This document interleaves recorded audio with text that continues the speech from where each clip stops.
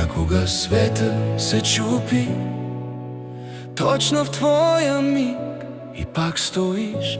Дишаш трудно, но продължаваш. Първи курс, коридорите шепнат името ми, пада в прахта. Смях зад гърба ми, уж приятелски, ала ножовете бяха в гласа. Вярвах в хора, които ме лъжеха, давах им всичко, което не трябваше, и болката тихо в мен се раждаше, сякаш никой не виждаше. Но не, няма да се върна там, където всичко ме пречупва сам. Всеки спомен рана, която гори, ала днес за първи път дишам дори. И не, повече няма да мълча. Думите в мен са моето спасение сега. Ако света ми се срути още веднъж, ще го градя, но за себе си, не за тях. После вкъщи тишина и стени, чичовци, спорове, празни очи и татко болен.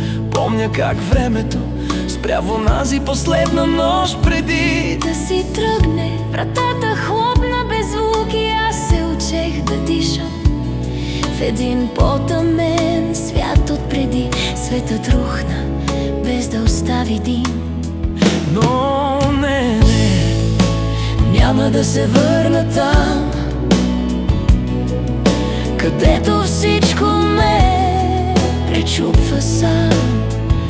Всеки спомен рана, която гори, а днес за първи път дишам дори. И не, повече няма да мълча. Думите в мен са моето спасение сега.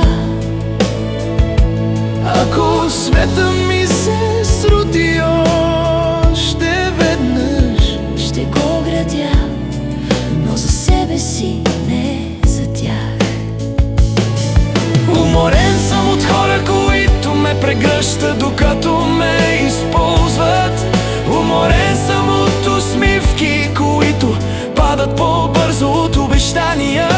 А тук не ме разбират, чужд съм в собствен дом, но в България поне за миг усетих, че съм цял, че съм жив, че съм аз. и билета ми казва: време да избера себе си.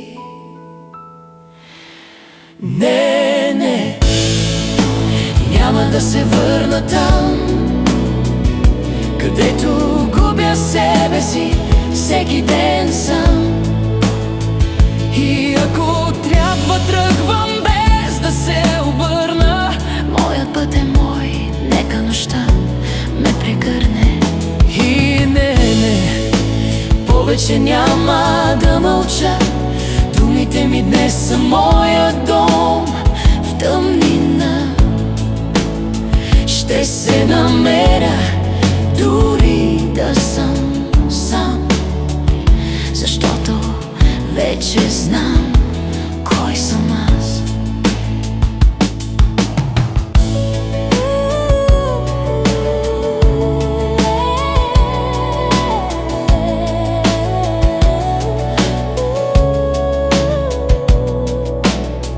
носих всичко в себе си, твърде дълго, но вече не, това е всичко. Не се връщам там, не се връщам.